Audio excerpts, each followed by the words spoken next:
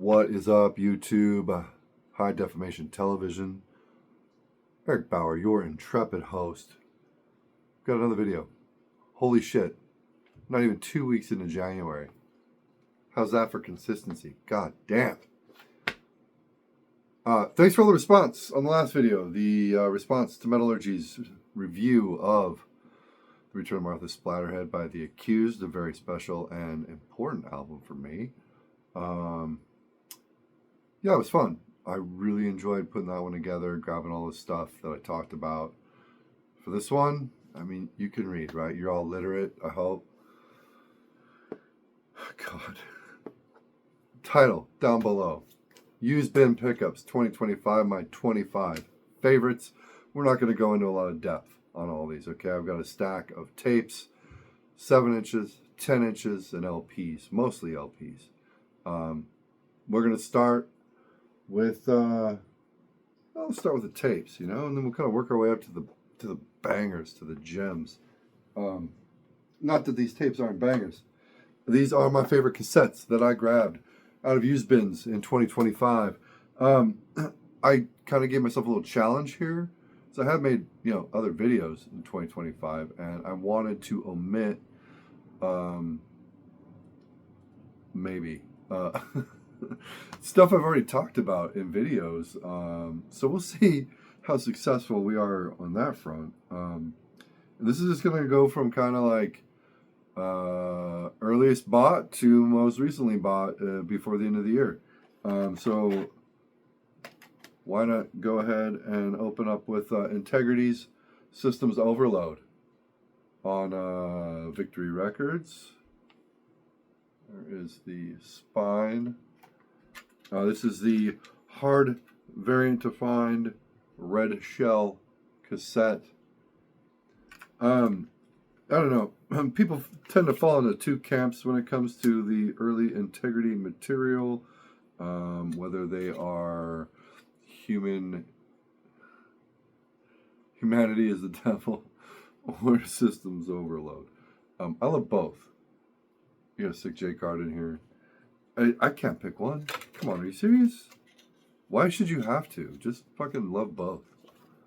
We're not going to go, like I said, in depth. Integrity. Metallic Hardcore. Legendary. This is their second full length, I think. I don't know. It depends on whether we're talking about Humanity is the Devil as being a full length or an EP. Anyway. Systems Overload. Integrity. Next up would be this fucking beast right here. Hyped. So hyped to find this. Cannibal Corpse. Fucking Eaten Back to Life. Oh my god. Is this my favorite Cannibal Corpse record? I don't know. I've gone on record, I think, before in the past saying The Bleeding is like my favorite Cannibal Corpse record. I love The Bleeding. I do love The Bleeding. It's fabulous. But the more time I revisit Eaten Back to Life, man, this might be it. This might be the one. It's thrashy.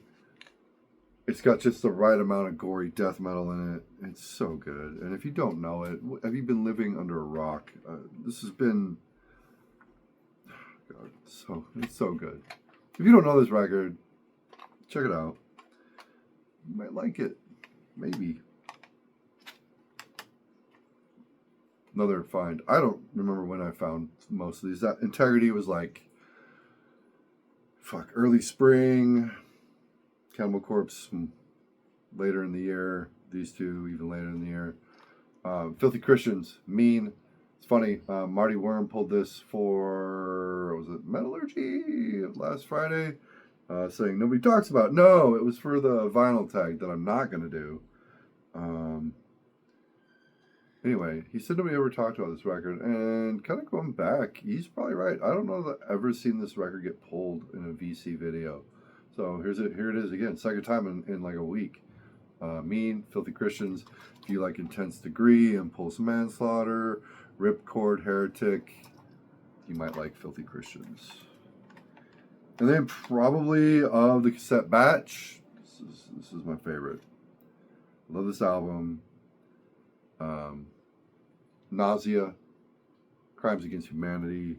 Nausea featured folks that would go on into Terrorizer, as well as folks who would even further into the future go on to be in Resistant Militia. But I think Resistant Militia actually had records as early as when, like, I think that Terrorizer shit was coming out, or at least in the 90s.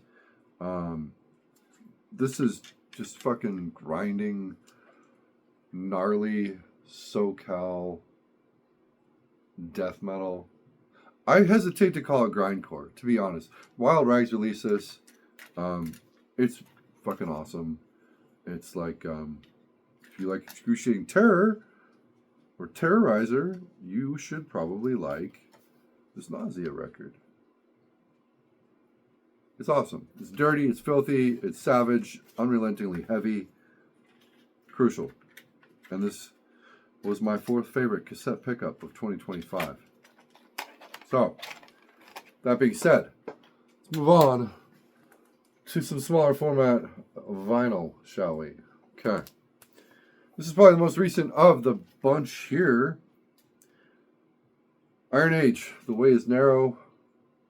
First of all, amazing cover art. Bill recently talked about Iron Age. I think he guested on Metallurgy. Not last Friday, that was Pat, but I think the Friday before that. Talked about albums you want to like but don't.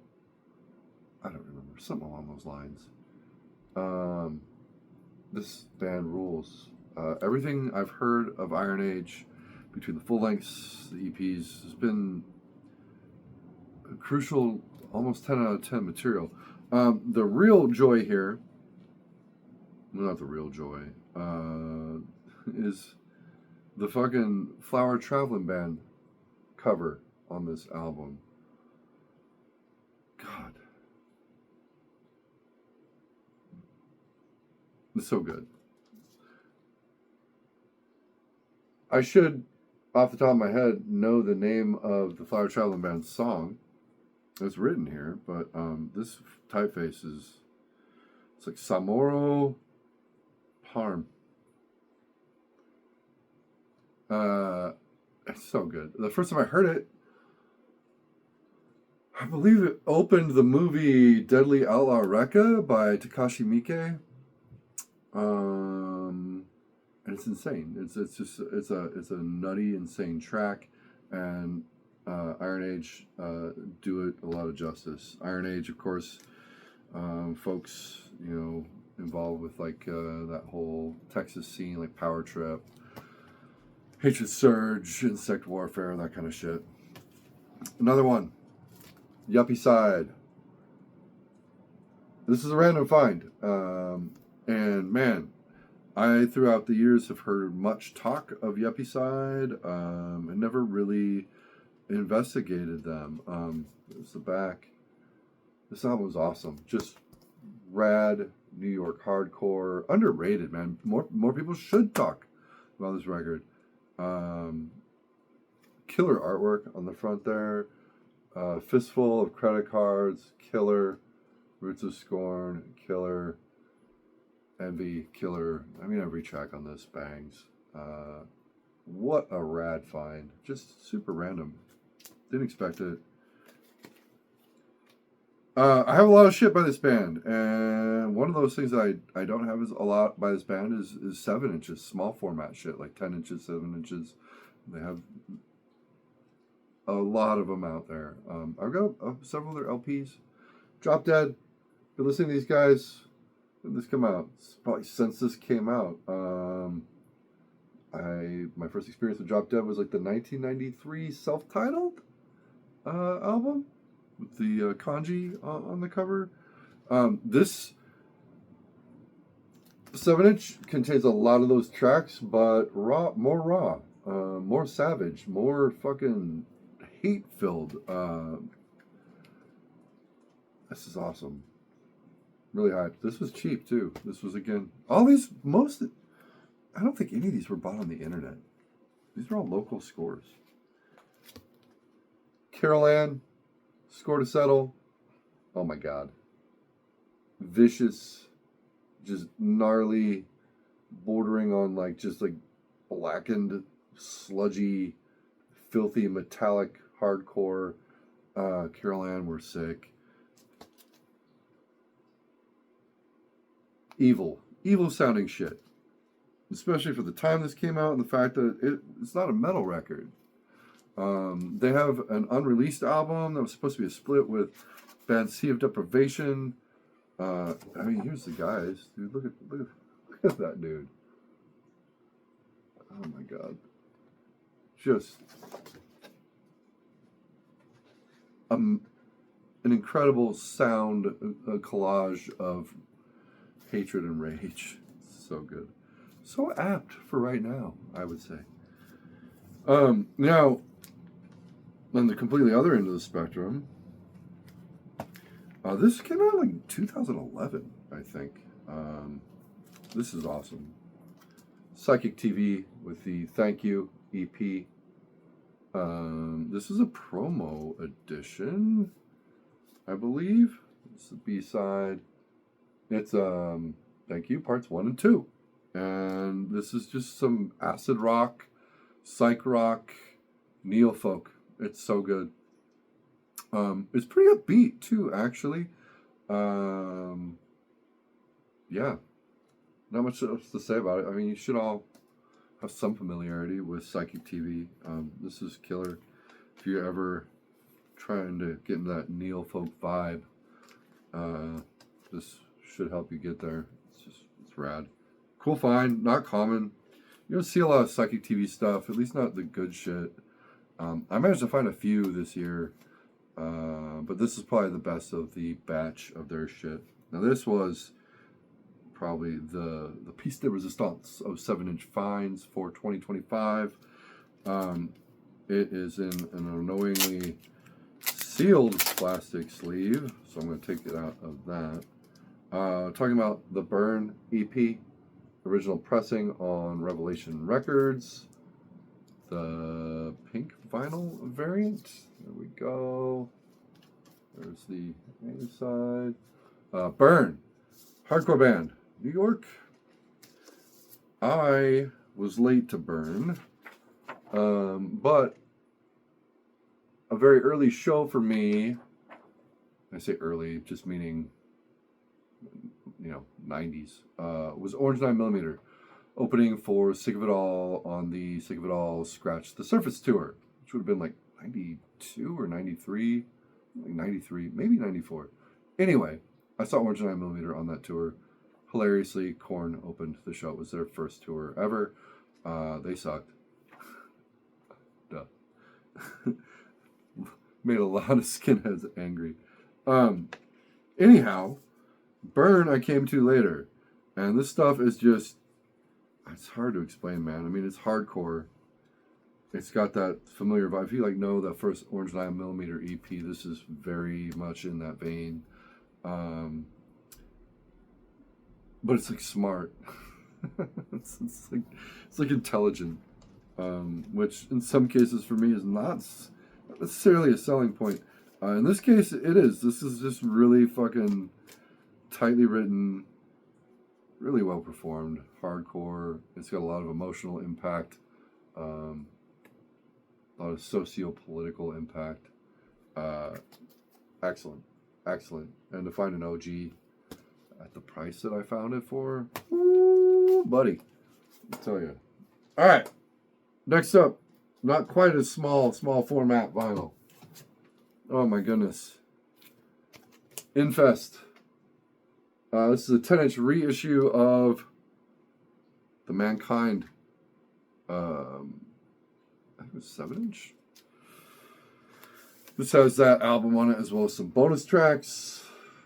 Infest rules. Essential Power Violence. This was put out Deep Six, Draw Blank. Like I said, I think it came out in 2011. Black vinyl, not a big deal. Did it have an insert? Do you care? Does it matter? Like I said, we're not really going into a lot of depth with this stuff. Anyway, this Infest record, just savage. Brutal. Gnarly, chunky. Think like Despise You, Chartered Mains, fucking Lack of Interest, especially Lack of Interest. Crossed Out. I like this stuff better than Crossed Out though, like the early Infest shit. Especially like the full lengths. Crossed Out's great, don't get me wrong, but like, I don't know, Crossed Out, no comment, it's like almost a little too, this is a really stupid complaint, but almost like a little too primitive, if that tracks. Cool shit, but this Infest stuff is where it's at, and a really, really rad find. Anyway, next up would be, speaking of integrity, Humanity is a Devil. 10-inch, 1996 edition. Originally released in 95, Victory Records. Let's see, Boys. Oh man, this album. Like I said, it's hard for me to choose between this and Systems Overload. They're both 10 out of 10s. And really hyped to have this. I love Integrity. I've never heard an Integrity album I don't like. No exception. All right. Moving along. Trucking along. What do we got? Let's move on to the larger format vinyl. Okay.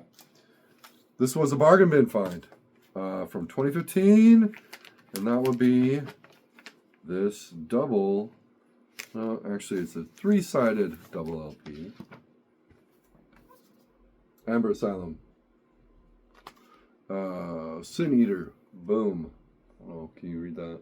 There you go. Amazing.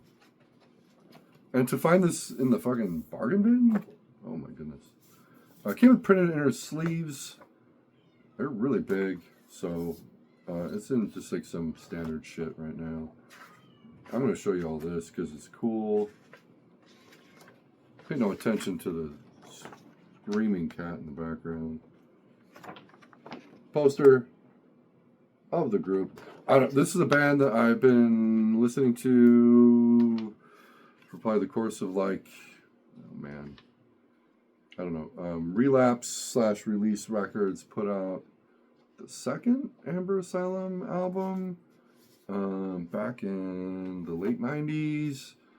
And I knew about them because people involved in this project at the time had played with like Man is a Bastard, Amps for Christ, Blood Axis, before we all had the internet to figure out that Michael Moynihan was sketchfuck. Anyway, this album is awesome. Excellent. It's neoclassical, but written like a rock album, if that makes any sense. Elements of neofolk as well. Would I call it a 10 out of 10? Yeah, this album's perfect. It instigates emotion in me. Kind of like roiling, writhing emotion. Not a lot of albums can do that these days, at least not new records. I have not yet heard the 2025 album Amber Asylum put out. I've heard good things about it. I need to pick it up because this band's awesome. Finding this bargain bin, this is $12. Forget about it. Christian Death, Ashes.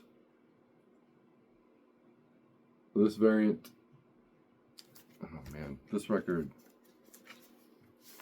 also essential. If you like, goth rock, death rock. You still got Roz Williams on this record. This is the last Roz record. Lyrics on the inside, double LP. Did it come with anything else that's fun that you need to see? No, not really. Yeah.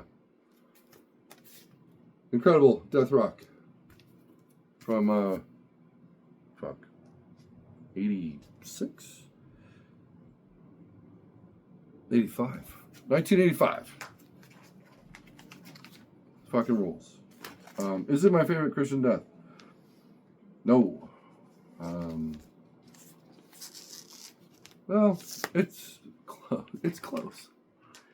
I do like Only Theater Pain quite a bit, but there is, I can't think of the name of it. It's like in French or Italian. It's an album of demos, like early raw recordings of the majority of the tracks that found their way onto Only Theater Pain. That album is better. It still has Rick Agnew. It's killer. Clock Diva. Industrial. Digital soundtracks. Instrumental record. Weird band. Excellent album. Love the art on here.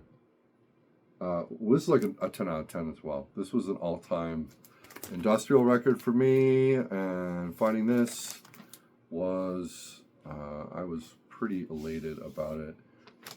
Printed inner, which again does not house the record because this shit is rare. I don't want seam splits. Yeah, if you have not heard Clock Diva, you like stuff like Skinny Puppy, more cinematic Frontline Assembly from like the late 80s, early 90s. This came out in 92. It's awesome. Absolutely vital, essential, industrial. It rules. Leather strip. Original edition of Solitary Confinement on Zoth Amog. Leather strip. A Skinny Puppy clone? Not really. Have their own identity for sure. Everything Klaus Larson, also of Klute.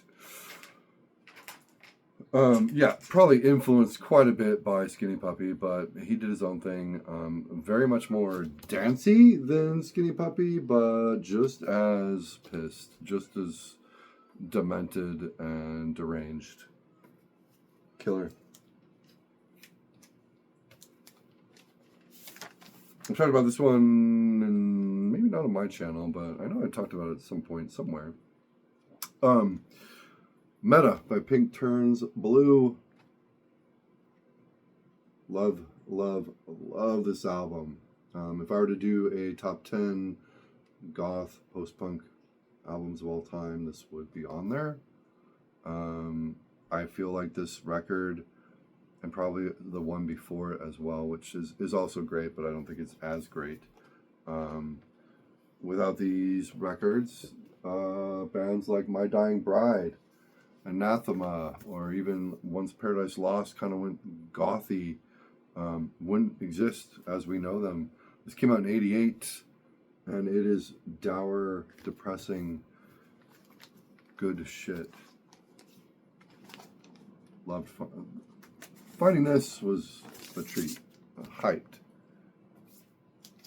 This one I snagged back when Aaron, Metal Theologian, was out visiting Seattle. Took him to several different record stores. I was super hyped to find this one. Ultraviolet by Sadistic, Seattle area rapper. This is a double LP from 2014 on Fake 4. You don't see Sadistic stuff in shops often. He's got a shop where you can get a lot of his stuff, but this is not there. This album's amazing. Probably my favorite Sadistic record that I've heard so far. And I've been trying to keep up with him. I try to keep up with a lot of the local hip-hop folks. He's no exception.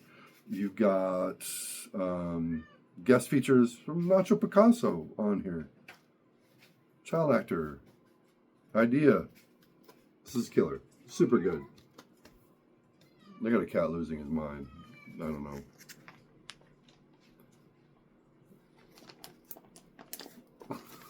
I'm just trying to chill. Just trying to chill. He's fucking losing his shit. Anyway. Fall of Afrafa. Oh god. This record. Owsla. This is... Man. Is this a crust band? Is it a post-hardcore band? Is it a psychedelic art band? It's like all of those things. This is, I guess, most simply put, a crust record.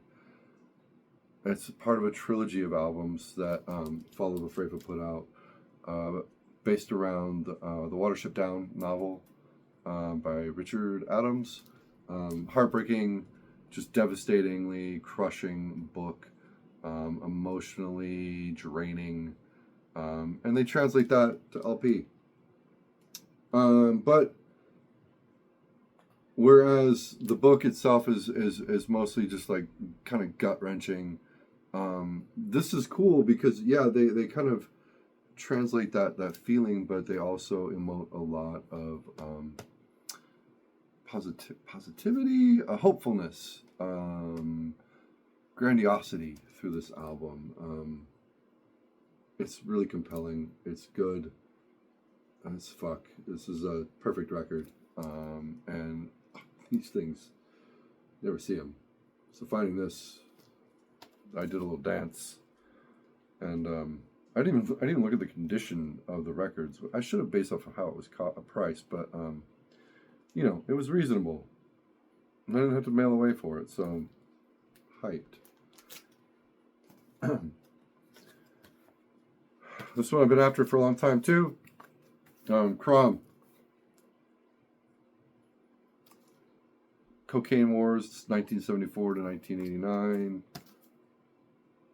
We lost a very famous local DJ here in 2025. Hosted several different programs. Did Metal Shop for Seattle's KISW 99.9. Cool dude. And he passed away. A lot of his collection went to this new shop up in Everett, which I've talked about before. Really good people run that spot. And this ended up for sale on their shelves out of his collection. I had to snag it ASAP to finish the Crom collection. This material's insane. Crom are power violence, thrash metal, crossover, heavy metal, hardcore all at the same time. And it's all based around Conan the Barbarian lore. It's killer. It's so good. Now we're getting into stuff that's like really sentimental to me. So finding this, I was like, what the fuck? How is that? How am I looking at that right now? That's Darker Handcraft by Trap Them. My first experience with this record was probably the year it came out. I went to visit my grandma in St. Louis, East St. Louis, in fact. And I remember listening to this in the St. Louis airport.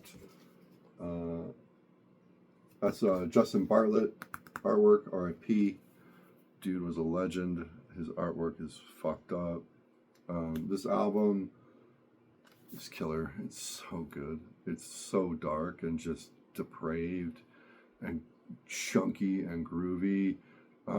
They were originally like a little power violence-y, mixed with like hardcore, mixed with like just chunky metalcore. And that's kind of what you get with this record. It's just like metallic hardcore, basically, with some grindy elements. But it's fucked up, and it's really good. Darker Handcraft, Trap Them. And yeah, I'm re-sleeving. Oh well, big freaking deal. You're gonna have to deal with it. We only have a few more, so we're almost out of here. I was gonna try. I meant to try and keep this under a half hour. I'm sorry, we're about to hit the half hour mark. It would probably go faster if I wasn't doing what I'm doing right now, but like I said. All right, here we go. Here we go. I've been after this for longer than I can remember, and finding it online seemed fruitless. Finding it at any online shops, by online I mean like Discogs or eBay, finding it at any online shops in their, by online shops I mean other brick and mortars that sell online, in their inventories seemed fruitless. I just didn't think it was ever going to happen, and I've been a huge fan of basically all of this band's work, including the work that they did in the band that existed before this band called Wake Up on Fire. I'm talking about Nux Vomica, Asleep in the Ashes, first LP with some of the most eye-catchingly beautiful cover artwork of any crust punk record you'll ever see. And this is crust punk. It's like bordering crust and metallic hardcore.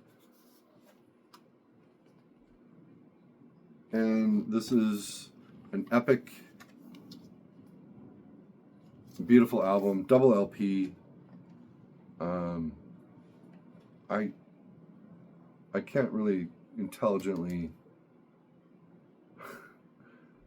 elaborate as to why this record's so special to me. It just means a lot. It emotes a vibe that it leaves me kind of speechless. It's super affecting, and it's scathing. It's relentlessly energetic. There are slow parts here, maybe a little some parts that border on like sludge, but it's always not too long to pick up the pace. It is a journey record. This is a start to finish album. Double LP or not, you don't skip any tracks and you play it from front to back. Killer. I got two left. Two left of the best 2025 record. Oh my god, the best 25 records I picked up used in 2025. What an endeavor. No, sorry, damn it, I have 3. So that would make this 23. Nazem, Industrial Slavin, on Poser Slaughter Records. At the first Nazem EP, demo, whatever you want to call it, recorded in Unisound, engineered by Don Swano. Fuck. This material is also available on the Grind Finale compilation.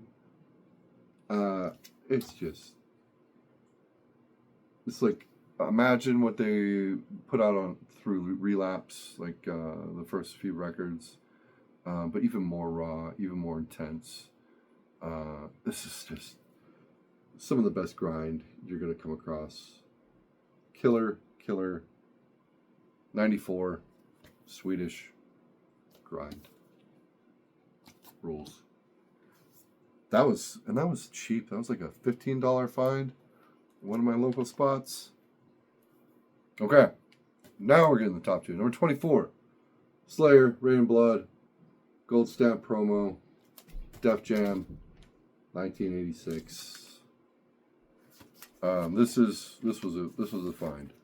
This wasn't cheap, but it also wasn't as expensive as copies of these tend to go for. It has a few flaws. You got like a price sticker mark right there. Some corner wear. I mean, whatever, There's the back. Looks beautiful. It fucking came in the original Def Jam sleeve with the lyrics. Fuck. I mean, what to say about Rain and Blood? This record is a monument to thrash metal and evil music in general, and it's essential, crucial, just U.S. thrash. Anybody that poo-poos this record is clearly an edgelord. And then, of course, the last one, the one that's I think most random to find in a local shop. Edition of 1,000 die-hard editions of Purity Dilution by Defecation, featuring the Harris brothers, Mitch and Mick. Just amazing grindcore from Las Vegas, Nevada. Nuclear Blast. This edition, splatter vinyl, that's why it's so special. I don't really generally care about colored vinyl, but in this case, this is a rare one, man. Defecation, again, Killer Grind, Las Vegas, Nevada. Would be very well complemented by that Nausea cassette that I showed earlier, Righteous Pig, Stress Related, as well, and then Terrorizer. This is just phenomenal. On that note, those are the 25 best used bin records I picked up in 2025. I will be putting probably a best of the year list. I was late on a lot of 2025 releases. I missed a lot of 2025 releases, but I did pick up enough to where I can put something together.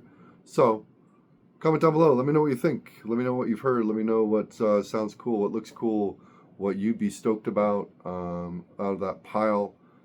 That said, rough times right now. So, take care of yourselves. Seriously, be kind to yourselves. Take care of your people. Be kind to your people. If you haven't talked to your people, call your people. Embrace your community. And, just, again, like I say, pretty much at the end of every video, just don't be shitty, man. Don't contribute to this quagmire of just fucking endless onslaught of what we're dealing with as a country and as a society.